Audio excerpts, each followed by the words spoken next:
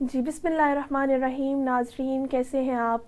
आज आप देख रहे हैं health special show special TV पे। तो नाजरीन, जैसे कि आप जानते हैं कि जब भी हम आते हैं हेल्थ स्पेशल पे तो हर बार हम एक नया टॉपिक लेके आते हैं आपके लिए। और आज हम जिस बारे में बात करेंगे वो एक ऐसी जो है एक ऐसा उन्वान है जिस पे हम बात करने से कतराते हैं, शर्माते हैं, लेकिन शरई तौर पर उस पे बात करनी चाहिए, उसके बारे में डिस्कस करना चाहिए।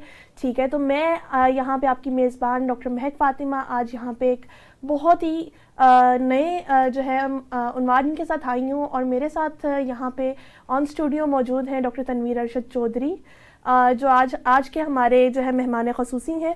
सर, आपका बहुत बहुत वेलकम।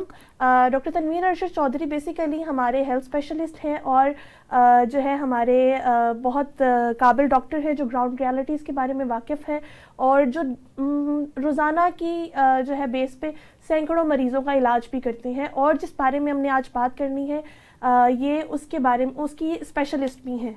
तो sir, welcome to the show. Ji, thank you. जी नाजरीन, तो आज का हम शो शुरू करते हैं। तो यहाँ से मैं डॉक्टर तनवीर अरशद चौधरी साहब से एक पहला सवाल शुरू करूँगी। तो सवाल करने से पहले मैं आपको ये बता दूँ कि आज का जो हमारा टॉपिक है वो क्या है। आज का जो हमारा टॉपिक है वो है सेक्स एजुकेशन क्यों ज़रूरी है, और इन सब चीज़ों की जितने भी ये मर्दाना कमज़ोरी के जो है अलामात, उसके इलाज और उसके नुकसानात, इस सब के बारे में हम आज जो है डॉक्टर तनवीर से बात करेंगे। तो डॉक्टर तनवीर साहब, मुझे आप ये बताएं पहले कि आपका करियर क्या है? जी, बिस्मिल्लाहिर्रहमानिर्रहीम। फ़र्स्ट ऑफ़ ऑल तो थैंक यू सो मच कि आपने इनवाइट किया और मौका दिया एक यूनिक प्रोग्राम के अंदर। तो फ़र्स्ट ऑफ़ ऑल तो मैं अगर अपनी बात करूं अपने कैरियर की, तो मैंने एमबीबीएस किया। एमबीबीएस करने के बाद स्पेशलाइजेशन के लिए मैं मिचिगन स्टेट यूनिवर्सिटी अमेरिका चला गया। तो वहाँ से मैंने स्पेशलाइजेशन की। फिर उसके बाद मैंने 2 साल वहाँ पे न्यूट्रिशन सोसाइटी के साथ काम किया अमेरिका में। और उसके बाद फिर मैंने WHO के साथ, जो कि वर्ल्ड हेल्थ ऑर्गेनाइजेशन एक बहुत बड़ी तंजीम है, एक इदारा है दुनिया का, बिल्कुल, जो डिफरेंट कंट्रीज़ के अंदर दुनिया को मोनिटाइज करता है या उनकी मॉनिटरिंग करता है हेल्थ के हवाले से। तो उनके साथ मैंने काम किया, यूरोप में किया, यूके में किया, ब्राज़ील में किया, डिफरेंट कंट्रीज़ में किया। तो करते करते 37 कंट्रीज़ का मैंने सफ़र तय किया, माशाल्लाह। तो मैं हमेशा जब भी किसी प्रोग्राम में होता हूँ, किसी भी शो में होता हूँ, तो मैं एक बात का जिक्र ज़रूर करता हूँ कि मेरी जो माँ है, आज मैं उसकी वजह से सब कुछ हूँ। और मेरी माँ बेसिकली एक जमात नहीं पढ़ी, लेकिन मुझे उसने यहाँ तक पहुँचाया। तो दुनिया के कई मुल्कों का सफ़र किया, फिर उसके बाद अपनी आगाज़ किया। तो आज इस वक्त जिस पोजीशन पे मैं हूँ, एक तो मैं प्रेसिडेंट हूँ international consultant group of doctors का, ज़बरदस्त। और उसके अलावा मैं प्रैक्टिस भी करता हूँ, गवर्नमेंट जॉब भी है मेरे पास। उसके अलावा डिफरेंट हॉस्पिटल्स में मेरी अपॉइंटमेंट भी है और मेरा अपना एक सेटअप भी है जिस पे मैं रात को प्रैक्टिस करता हूँ, जो चौधरी मेडिकल सेंटर के नाम से है। और इस वक्त करंटली जो मेरी पोजीशन है वो मैं as a consultant medical specialist. ज़बरदस्त। अच्छा, तो माशाल्लाह डॉक्टर तनवीर साहब, आपका काफ़ी अच्छा करियर रहा है और चल रहा है। तो सर, मुझे ये बताएं कि जिस तरह आज का जो हमारा टॉपिक है मर्दाना कमज़ोरी और सेक्स एजुकेशन, तो सर मुझे ये बताएं कि सेक्स एजुकेशन होती क्या है? फ़र्स्ट ऑफ़ ऑल तो मैं कहता हूँ कि मुबारक है आपको इस प्रोग्राम के थ्रू, क्योंकि ये वो टॉपिक है जो हर मर्द की ज़रूरत है, बिल्कुल, हर औरत की ज़रूरत है, हर घर की ज़रूरत है। एग्जैक्टली। क्योंकि ये टॉपिक ऐसा है, क्योंकि हम शरई तौर पे इस्लामी लिहाज से हम इस पे बात करना भी चाह रहे होते, नहीं भी कर पा रहे होते। तो मेरा ख्याल है कि सेक्स एजुकेशन देना फीमेल के लिए और मेल के लिए, दोनों के लिए इक्वल है। सेक्स एजुकेशन है क्या? सेक्स का नाम सुनते ही हमारे कुछ कम इल्म लोग जो होते हैं वो बेसिकली इसको नेगेटिव वे में देखते। ठीक है। तो मैं हमेशा ये कहता हूँ कि सेक्स एजुकेशन बेसिकली नाम है आपके प्राइवेट पार्ट्स की हिफाजत का। आप मेल हैं या फीमेल हैं, तो आपकी बॉडी के वो प्राइवेट पार्ट्स जिनका हमने अपने बच्चों को ये नॉलेज देना है कि आपके इन पार्ट्स को कौन टच कर सकता है, कौन नहीं कर सकता। Good touch and bad touch. Good touch and bad touch, बिल्कुल। अब दूसरी चीज़, यही चीज़ें अगर मर्द में हैं, हम अपने बेटों को किसी जगह भेजते हैं या बेटियों को भेजते हैं, तो हमें उनको ये नॉलेज देना जो कि पूरी दुनिया में दिया जाता है।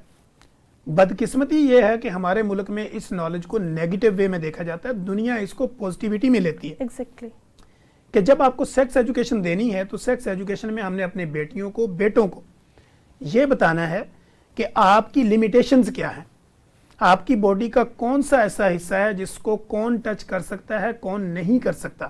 مثلا اگر میل کی بات کروں اس کا پینل ایریا ہے، اس کا نفس والا ایریا ہے. اسی طرح اگر ہم فیمیل کی اپنی بچیوں کی بہنوں کی ماؤں کی بات کریں تو ان میں کیا ہے کہ ان کا پیلوک ایریا ہے، ان کی چیسٹ کا ایریا ہے یا ان کی چھاتیاں ہیں. تو اس کو ہم بتاتے ہیں کہ یہ وہ پورشن ہے جس کی لمٹس ہیں، بالکل ان کو کوئی اور ٹچ نہیں کر سکتا. تو ان کو اپنے کسی بھی پرسن کو اس کے پرائیویٹ پارٹس کی سینسٹیوٹی کا سمجھانا یا ان کے پرائیویٹ جو پارٹس ہیں ان کے بارے میں ان کو آگاہی دینا، تعلیم دینا، شعور دینا، یہ بیسیکلی سیکس ایجوکیشن. اور یہ ضروری کیوں ہے ہمارے معاشرے کے لیے؟ ضروری اس لیے ہے کیونکہ جب بھی ہم اپنے بچوں کو اور بچیوں کو اسکول بھیجتے ہیں، اکیڈمی بھیجتے ہیں، کراٹے کھیلنے کے لیے بھیجتے ہیں، جم بھیجتے ہیں، واک پہ بھیجتے ہیں، تو بچوں کو جب تک یہ تعلیم ہی نہیں ہوگی، ان کو یہ پتہ ہی نہیں ہوگا کہ میرا کون سا جو پارٹس ہے اس کو کون کون بندہ جو ہے وہ اس کے لیے ایلیجیبل ہے یا کس کو پرمیشن ہے، تو وہ کہیں ان کا مس یوز نہ ہو جائے. جیسے آپ دیکھتے ہیں کہ بچوں کا ریپ، بچیوں کا ریپ، بالکل یہ بیسیکلی کم علمی ہے کہ کم علمی کی وجہ سے جو ہے وہ بچیاں اور بچے جو ہے وہ اپنے آپ کو محفوظ نہیں سمجھتے یا ان کو پتہ نہیں ہوتا کہ میرا چاچا، تایا، ماما، پھوپھی، نانی کون ہے جو میرے پارٹس کو ہاتھ لگا سکتا ہے، کون نہیں لگا سکتا. تو اس کی فرسٹ ایجوکیشن جو ہے وہ آپ کے گھر سے آپ کی ماں اور آپ کے بابا نے دینی ہوتی ہے. پھر اس کے بعد یہ آپ کی اسکول، اکیڈمی اور باقی جتنے بھی آپ کے ایریاز ہوتے ہیں تو یہ وہاں سے یہ میسیج ڈیلیور ہونا ہوتا ہے. اور بیوٹی اس کی کیا ہے، سیکس ایجوکیشن کی خوبصورتی یہ ہے جب مجھے یہ پتا ہوگا کہ میرے جو پارٹس ہیں، میری باڈی کا کون سا ایسا حصہ ہے جس کے لیے پرمیشن ضروری ہے، جس کے لیے مجھے کسی کو بتانا ضروری ہے، اس کی حفاظت ضروری ہے، اس کی کلیننگ ضروری ہے، یا میری باڈی کے اندر جو ہارمونل چینجنگ آنی ہے. فرسٹ ہم نے بچیوں اور بچوں کو یہ بتانا ہوتا ہے کہ جیسے جیسے آپ کی عمر بڑھے گی تو آپ کی باڈی میں ہارمونل چینجنگ آئے گی، نیچرلی عمل ہے. بالکل. تو جیسے آپ کی عمر بڑھتی ہے چینجنگ آئے گی، آپ کی چھاتیاں باہر نکلیں گی، آپ کو پیریڈز کے مسائل آئیں گے. مرد اگر ہے تو اس میں بھی کئی مسائل آئیں گے. ان مسائل کے بارے میں آگاہی دینا یہ سیکس ایجوکیشن ہے. اور سیکس ایجوکیشن جب کسی کو ہوگی تو اس کو پتا ہوگا کہ میں نے اب اپنی باڈی کی حفاظت کیسے کرنی ہے. تو ناظرین، جیسا کہ ڈاکٹر تنویر صاحب نے بتایا ابھی کہ یہ کیوں ضروری ہے اور یہ پوری دنیا میں اس کے بارے میں بات کی جاتی ہے، ساری دنیا میں اس چیز کے بارے میں آگاہی بھی دی جاتی ہے، لیکن ہماری بدقسمتی یہ ہے کہ پاکستان ایک اسلامی ملک ہونے کے ساتھ ساتھ وہاں پہ اس چیز کو کافی زیادہ جو ہے نیرو مائنڈڈ سمجھا جاتا ہے، غلط سمجھا جاتا ہے. لیکن یہ چیز ہمارے لیے کتنی ضروری ہے یہ آج کے شو میں آپ کو پراپر طریقے سے پتہ چلے گا. تو ہم آگے چلتے ہیں کہ جس کے بارے میں آج ہم نے جو شو رکھا ہے، ہم نے اس کے جو ہے ایک مین چیز تو سمجھ لی ہے کہ سیکس ایجوکیشن. اب ہم آتے ہیں مردانہ کمزوری کی طرف. تو سر مجھے یہ بتائیں کہ مردانہ کمزوری ہوتی کیوں ہے؟ اچھا، اس کی کیا وجوہات ہوتی ہیں؟ فرسٹ آف آل تو ڈاکٹر مہک، میں کہتا ہوں کہ یہ بڑا خوبصورت ٹاپک ہے اور بڑے زبردست انداز میں آپ اس کو لے کے چل رہی ہیں. مردانہ کمزوری کا نام سنتے ہی یا نام لینے پر ہمارے کلینکل ٹرائل میں، کیونکہ being a clinician, being a practitioner, as a consultant medical specialist, میں ڈیلی بیسس پہ کوئی 300-400 پیشنٹ کی او پی ڈی کرتا ہوں. 300-400 مریضوں کو میں روزانہ چیک کرتا ہوں، گراؤنڈ ریئلٹی کے ساتھ میں اٹیچ رہتا ہوں. تو میرے کلینک پہ سمجھ لیں 20% پیشنٹ جو ہے وہ مردانہ کمزوری کے ساتھ رپورٹ ہوتے ہیں. اب وہ مردانہ کمزوری سمجھتے کس کو ہیں؟ بعض کنڈیشن کے اندر مردانہ کمزوری کی جو بیسک کاز ہوتی ہیں وہ ڈپریشن ہے، انزائٹی ہے، ویٹ کا بڑھ جانا، گھریلو معاملات میں ناچاکیاں ہونا، ٹینشن ہونا، یا آپ کا جاب لیس ہو جانا، آپ کا کیریئر اور فیوچر کے بارے میں سوچنا، یا آپ کی باڈی میں کوئی کرونک ڈیزیز کا ڈیولپ ہو جانا. اس کی وجہ سے جو آپ کی باڈی کے نرو سسٹم ہوتا ہے، جس کی نیچرل فلیکسیبلٹی ہوتی ہے، وہ جب بحال نہیں رہتی تو آپ اپنے آپ کو کمزور فیل کرتے ہیں. اب جب ہم اس کے ساتھ لفظ مردانہ کا لگاتے ہیں تو مردانہ کمزوری ہم تب کہتے ہیں جب آپ کا نرو سسٹم ایکٹیویٹ نہیں ہوگا، آپ کے پٹھے کمزور ہوں گے، آپ کو اعصابی کمزوری ہوگی، تو ایٹومیٹکلی آپ کو سیکس کے جو معاملات ہیں اس کو پرفارم کرنے میں بھی دقت ہوگی، یعنی پرابلم ہوگی. تو اس پرابلم کو ہم مردانہ کمزوری کہتے ہیں. اب اگر یہ مردانہ کمزوری ہو گئی تو اس مردانہ کمزوری کو لے کے ہمارے چونکہ جو کم علم لوگ ہوتے ہیں، کیونکہ لٹریسی ریٹ کم ہے، 25 کروڑ کی آبادی ہے، اور اوورآل میں اپنے ہر پروگرام میں کہتا ہوں کہ 25 کروڑ یہاں لگا لیں، بنگلہ دیش، انڈیا، افغانستان، ایران، اس پورے بر اعظم ایشیا کو ملائیں تو تقریباً یہ 1.25 ارب کی آبادی ہے جو میری اس لینگویج کو سمجھتی بھی ہے, میرے اس اسٹائل کو پسند بھی کرتی ہے اور سنتی بھی رہے گی. اب ان کے لیے یہ ضروری کیوں ہے کہ اگر آپ کے پٹھوں میں کھچاؤ ہو گیا, آپ نفسیاتی دباؤ کا شکار ہو گئے, آپ کو کاروباری لاس ہو گیا, یا آپ کے گھر میں لڑائی رہتی ہے ہر وقت, یا جوائنٹ فیملی سسٹم ہے, یا آپ کی پرائیویسی ڈسٹرب ہوتی ہے, یا آپ کو پرائیویسی لیک ہونے کا خطرہ ہے, تو یہ وہ ڈپریشن ہے جو آپ کے پٹھوں کے اوپر پڑتا ہے, اور آپ کا جو برین ہے, جو دماغ ہے, وہ آپ کی باڈی کو ایک نیگیٹو سگنل دیتا ہے, جس سے آپ کی سیکس پرفارمنس جو ہے وہ ویک ہو جاتی ہے. اس کو ہم مردانہ کمزوری کہتے ہیں. تو سر اس کا علاج کیسے ممکن ہے؟ ہاں جی, اب یہ ہے کہ اس نام کے اوپر نیم حکیم جو ہوتے ہیں گلی محلوں میں, جی آپ کو نا جو ہے چھوٹی گلی محلوں میں ہر جگہ پہ دیواروں پہ لکھا ہوا نظر آئے گا, مردانہ کمزوری کا علاج, اس کے لیے رابطہ کریں, یہ ہے تو وہ ہے.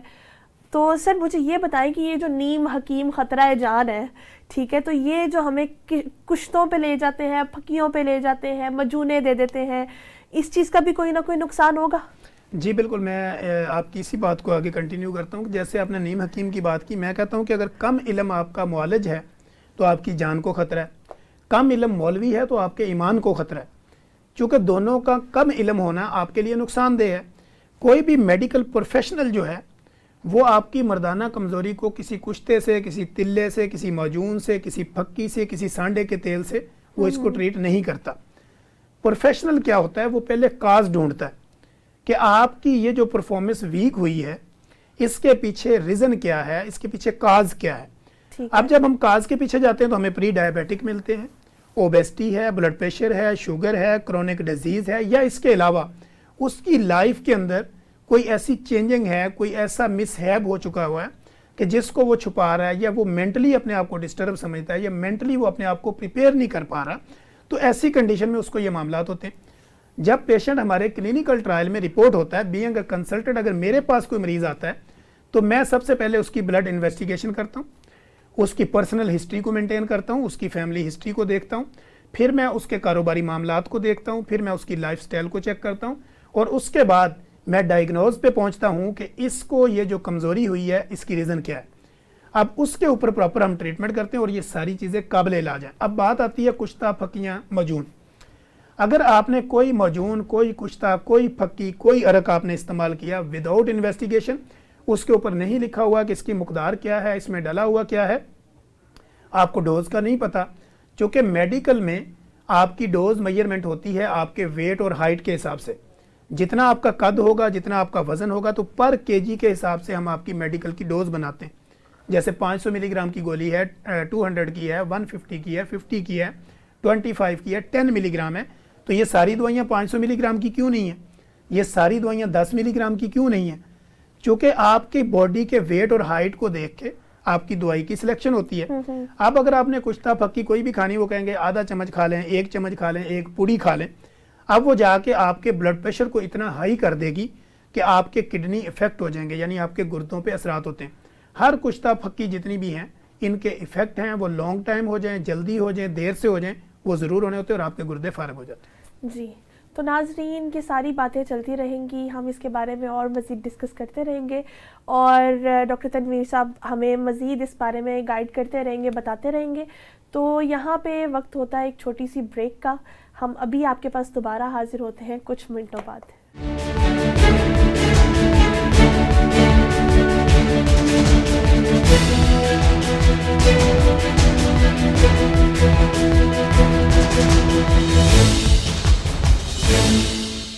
جی ناظرین, welcome back to the show health special. تو جیسے کہ آپ کو پتہ ہے کہ ہمارے ساتھ موجود ہے ڈاکٹر تنویر صاحب. تو ڈاکٹر تنویر صاحب, ہم ایک بڑی اچھی گفتگو جو ہے ہماری چل رہی ہے, جاری ہے. تو اب مزید ہم آگے بڑھتے ہیں, اس کے بارے میں جانتے ہیں ڈاکٹر تنویر سے. تو ڈاکٹر تنویر مجھے یہ بتائیں کہ ایک مردوں میں ایک بڑی شکایت آتی ہے, چونکہ میں بھی ڈاکٹر ہوں, آپ بھی ڈاکٹر ہیں, ہمیں پتہ ہے, ہمارے پاس شکایت آتی ہے نفس سے قطرے آتے ہیں مردوں کو. اس کی کیا وجہ ہے؟ اچھا, فرسٹ آف آل تو نفس سے قطرے آنا, آپ کے پینل ایریا سے پیشاب کے ساتھ لیس دار مادے کا آنا, یا پیشاب کے اندر پیپ آنا, ریشہ آنا, یا پیشاب کے کلر کا چینج ہو جانا, یا پیشاب والی نالی کے اندر انفیکشن کا ہو جانا, جلن کا ہو جانا, یا اس کے اندر ایچنگ ہونا, خارش ہونا, برننگ ہونا, یا پیشاب کا جل کے آنا, یا پیشاب کی رنگت کا چینج ہو جانا. یہ بیسیکلی ایک بیماری ہے جس کو ہم یو ٹی آئی انفیکشن بھی کہتے ہیں، urine tracked infection. U T I infection جب آپ کو ہوتا ہے تو اس میں کیا ہوتا ہے کہ آپ کے پیشاب کا کلر بھی چینج ہو سکتا ہے، آپ کی پیشاب کی نالی کے اندر تکلیف بھی ہو سکتی ہے، جلن بھی ہو سکتی ہے، برننگ بھی ہو سکتی ہے، پین بھی ہو سکتا ہے. اب پیشاب کے ساتھ لیس دار جب مادہ آتا ہے تو اس کی بیسیکلی ریزن کیا ہوتی ہے؟ لیس دار مادہ آنے کا یہ ہوتا ہے کہ لوگ یہ سمجھ رہے ہوتے ہیں کہ شاید میرے اندر جو سیمن ہے، منی ہے، اس کے قطرے خارج ہو رہے ہیں. تو بعض دفعہ آپ نے بہت زیادہ مووی پہ فوکس کیا ہوتا ہے، یا آپ کے مائنڈ کے اندر کوئی اس طرح کی سٹوریز چل رہی ہوتی ہیں، یا آپ نے فلم، ڈرامہ، یا آپ نے سوشل میڈیا کا زیادہ استعمال کر رہے ہوتے ہیں، تو وہ آپ کے مائنڈ کو ایک سگنل دے رہا ہوتا ہے. اس سگنل کے تھرو یہ کیا ہوتا ہے کہ آپ نے کوئی بھی ایسا سین دیکھا تو آپ کو ڈراپ نکلنا شروع ہو گئے. اب یہ آپ کے باڈی کے اوپر سائیکولوجیکل افیکٹ ہوتا ہے کسی بھی چیز کا. آپ نے ایک پکچر کو دیکھا، آپ نے ایک ویڈیو کو دیکھا، اس کا افیکٹ آپ کے مائنڈ پہ گیا اور مائنڈ نے آپ کی باڈی کو رسپونڈ کیا، جواب دیا، سگنل دیا. اب آپ کی باڈی نے اس کے مطابق ریئیکٹ کرنا شروع کیا، یعنی آپ کو تھوڑا سا شہوت کے مسائل ہوئے اور اس کے ساتھ آپ کا یہ ڈراپ نکلنا شروع ہو گئے. اب اگر تو ایک دو ڈراپ نکلتے ہیں تو یہ نیچرل عمل ہے اور نارمل سین ہے، اس میں کسی دوائی کی ضرورت نہیں اور اس کے نکلنے سے کوئی مردانہ کمزوری نہیں ہوتی. اب جب جا کے یہی بات آپ کسی حکیم سے، کسی شعبدہ باز سے، کسی گلی محلے میں بیٹھے ہوئے کوائک سے، نان کوالیفائڈ بندے سے کریں گے تو وہ آپ کے اسی بات کے اوپر آپ کی جو بھی کمیٹی آپ نے ڈالی ہوگی وہ نکلے گی اور وہ ساری لے لے گا اور آپ کا مسئلہ وہیں کا وہیں رہے گا. تو لہٰذا یہ نارمل ایشو ہے. اس میں آپ پانی کی مقدار کو بڑھائیں، اپنی فزیکل ایکٹیویٹی کو انگیج کریں، واک کریں، ایکسرسائز کریں اور اپنی ڈائٹ کے اندر سے اسپائسی چیزیں نکال دیں. تو اس طرح کے جو معاملات ہیں وہ ٹھیک ہونا شروع ہو جاتے ہیں.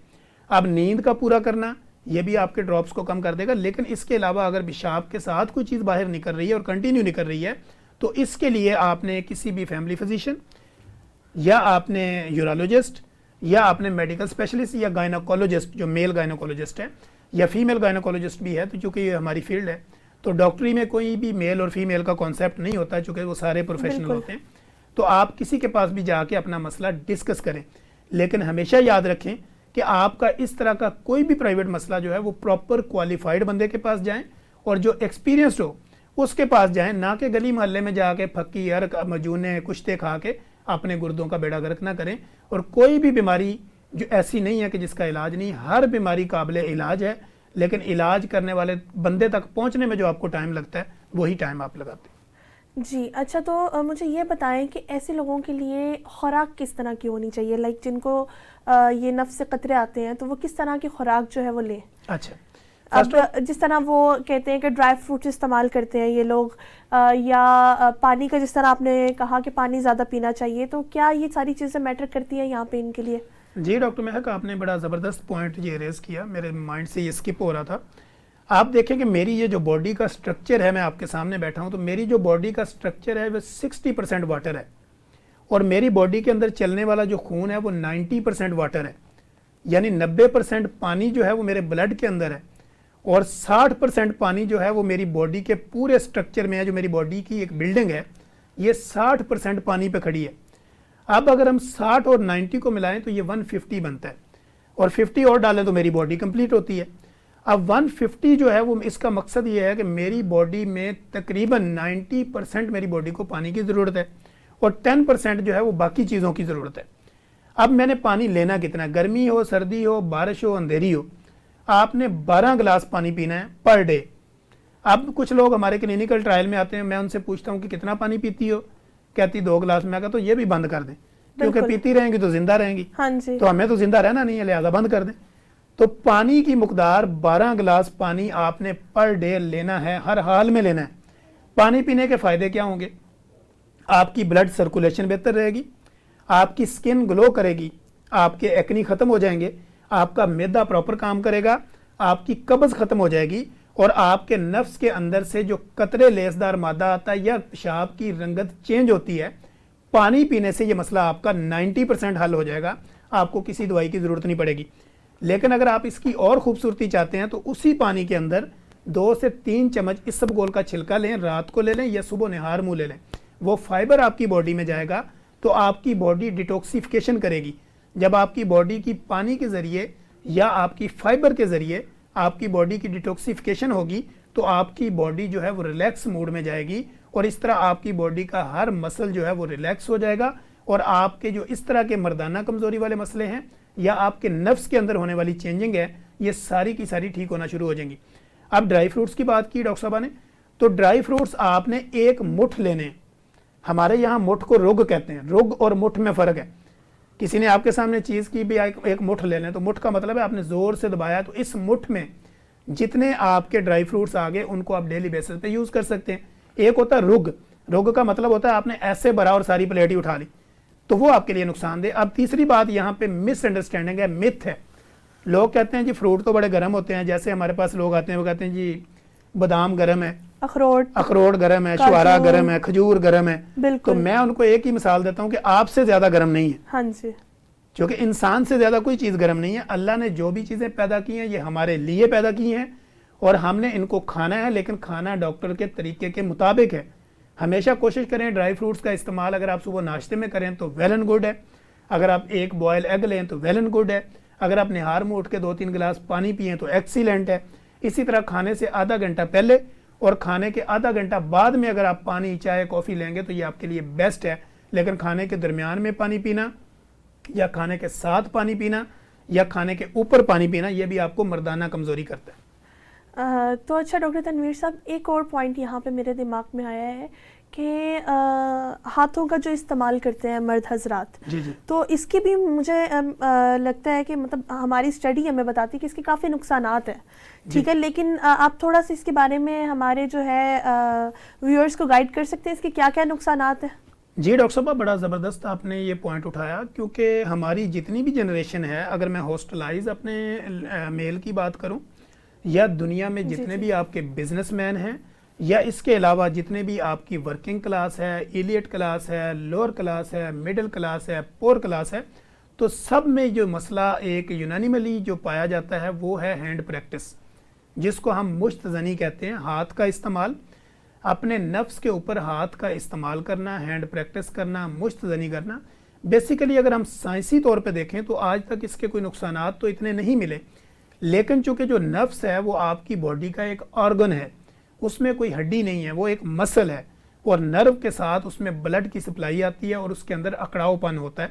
اب جب آپ ہینڈ پریکٹس کرتے ہیں، مشت زنی کرتے ہیں، ہاتھ کا استعمال کرتے ہیں، تو اس سے آپ کا وہ جو مسل ہے، وہ جو نرو ہے، اس کی ویکنس یا اس کے ڈھیلا پن کی علامتیں تو بے شمار ہمیں ملتی ہیں۔ نہ تو آپ کی ہینڈ پریکٹس کے ساتھ آپ کو کوئی مردانہ کمزوری ہوتی ہے، اور نہ ہی آپ کی ہینڈ پریکٹس کے ساتھ آپ کو مردانہ بانجپن ہوتا ہے، اور نہ ہی ہینڈ پریکٹس کے ساتھ آپ کی جو ہے وہ شہوت یا آپ کے جراثیم کم ہوتے ہیں۔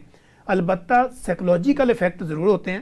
جب آپ اس کو کرتے ہیں تو اس سے آپ کا مسل چونکہ لوز ہو جاتا ہے، اس کے اندر وہ بڑا اکڑاؤ اور تناؤ نہیں رہتا، جس کی وجہ سے آپ کے مائنڈ میں ایک بات فکس ہو جاتی ہے، آپ یہ سمجھتے ہیں کہ مجھے یہ ہینڈ پریکٹس کی وجہ سے اب مجھے اولاد نہیں ہو رہی، یا میرا جو نفس ہے وہ چھوٹا ہو گیا، ڈھیلا ہو گیا۔ تو اب پھر آپ کسی بھی حکیم کے پاس جاتے ہیں یا کسی بھی آپ معالج کے پاس جاتے ہیں یا کسی بھی نان کوالیفائڈ پرسن کے پاس جاتے ہیں، تو وہ آپ کو تلا، پھکیاں، عرق، مالش، تیل دے دیتا ہے۔ ان کا کوئی فائدہ نہیں ہوتا۔ بیسیکلی یہ ساری شعبدہ بازیاں ہوتی ہیں، میڈیکل سے ریلیونٹ اس کا کوئی لنک نہیں ہے۔